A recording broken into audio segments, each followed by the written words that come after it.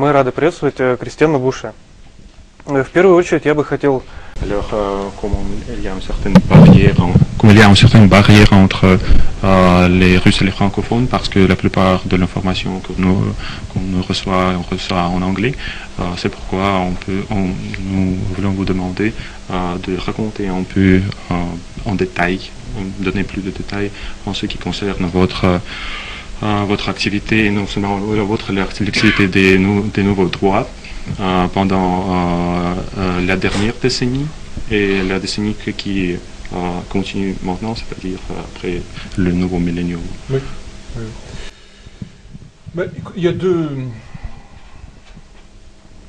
deux courants qui sont parallèles en France. Enfin, si on parle de la nouvelle droite et de nous-mêmes, donc il y a deux courants qui sont parallèles en France. C'est le courant intellectuel dirigé par Alain de Benoît, qu'on appelle classiquement la nouvelle droite, et un autre courant plus politique, plus activiste, qui s'appelle le courant nationaliste révolutionnaire. Je ne sais pas si la notion de nationaliste révolutionnaire a une signification en russe. Voilà. Donc le courant nationaliste révolutionnaire dont je suis un des dirigeants, c'est peu modeste de le dire, était principalement illustré par un personnage qui s'appelle Jean Thiriard. Et Jean Thiriard, à la fin de sa vie, est venu en Russie, a rencontré Alexandre Dugin dans les années... c'était les années 90, je pense. Et c'est dans ces périodes-là qu'on s'est rendu compte qu'il y avait une concordance entre les idées qu'on développait à l'ouest et les idées que des gens comme Dugin développaient à l'est. Bon, nous défendions depuis les années 70, même avant, on défendait l'idée d'une Europe, d'une très grande Europe allant de Brest, de Galway, allant de Galway jusqu'à Vladivostok. Galway, c'est la ville la plus à l'ouest d'Irlande. Et on a été, on ne connaissait pas du tout le racisme, absolument pas. Ça a été une découverte pour nous, et je pense que c'était une découverte réciproque d'ailleurs. Donc c'est ce qui a fait les contacts dans les années 90, quoi. Alors, entre la nouvelle droite et le nationalisme révolutionnaire, c'est pas tout à fait la même chose. Mais c'est assez proche. Et avec le temps, les années passant, c'est devenu de plus en plus proche parce que on a eu de plus en plus d'ennemis communs, dirais-je. Voilà. Maintenant, ce qu'il faut voir, c'est qu'il faut être lucide. Nous sommes des très petits groupes, même si nous avons une grande influence intellectuelle. Et le mouvement qui est majoritaire, en France, c'est un mouvement qui s'appelle le Front National et qui est un mouvement de droite antilibérale, de droite nationale antilibérale. Alors, nous avons une influence au sein du Front National, mais malheureusement, nous ne sommes pas les seuls à avoir une influence. Est-ce qu'on peut dire que les nouveaux droites, le Front National par exemple, ils sont purement politiquement droits, mais en ce qui concerne votre groupe, elle est plutôt, on ne peut pas la définir qu'elle est strictement droite ou strictement gauche par exemple. En fait, il y a une facilité de parole en France qui fait classer les gens de la droite vers la gauche.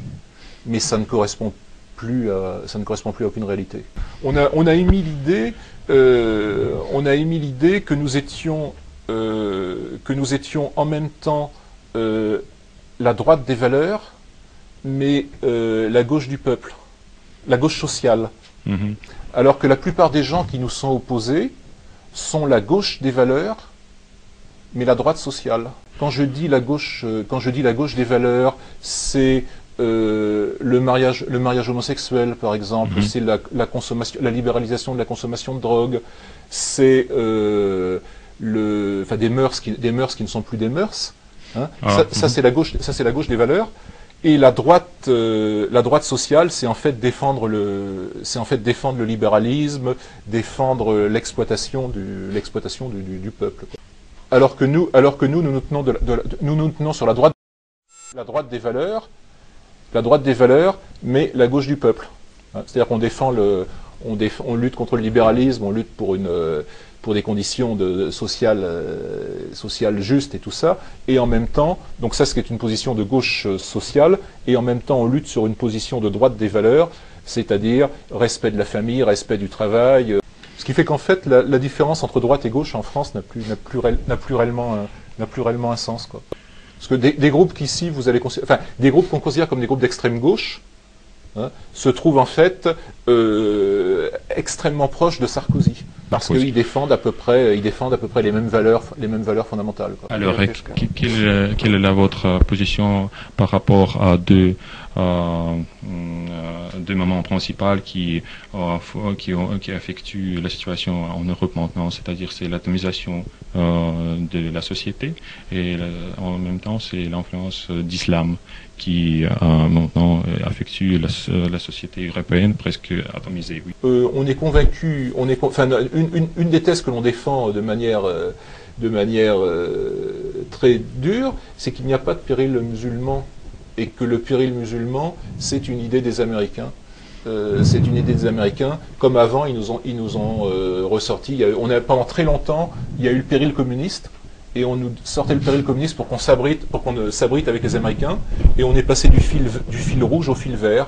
C'est-à-dire que maintenant, les Américains essaient de nous faire peur avec les musulmans. Bon, toutes les formes d'islam, vis-à-vis de nous, toutes les formes d'islam ne sont pas aussi acceptables. Il y a un islam qui est tout à fait proche de nous, et un islam avec lequel on est franchement antagoniste. Hein. Bon, le schisme ou l'islam traditionnel est quelque chose qui ne pose pas de problème.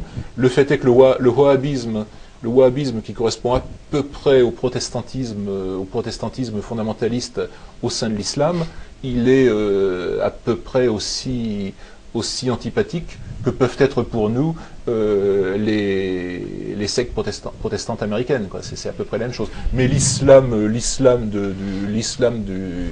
de l'immigré qui vient en France, l'islam chiite et tout ça, ça nous pose pas de problème. On n'est pas en lutte contre l'islam. J'ai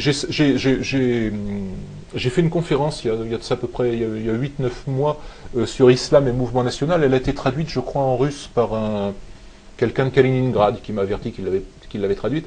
Il y a un autre problème auquel vous pensez sans doute pas en Russie, mais pour nous, c'est que nous avons une très forte immigration en France. Nous avons une très forte immigration, et cette immigration est majoritairement musulmane.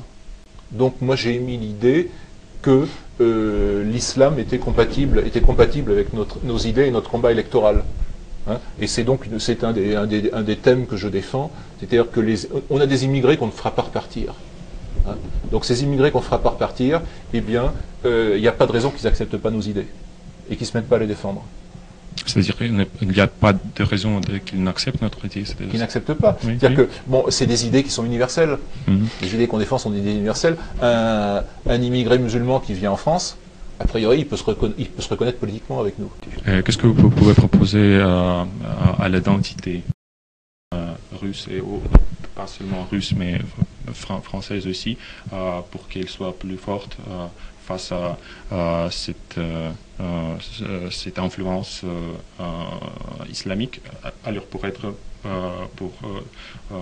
vivre Ну и вообще не относительно ислама, просто идентичность как peut-être самоценность. non seulement en ce qui concerne l'islam, mais qu'est-ce qu'on peut faire pour faire l'identité plus forte? En France, le problème n'est pas un problème musulman, le problème est un problème américain. On est américanisé, on n'est pas islamisé.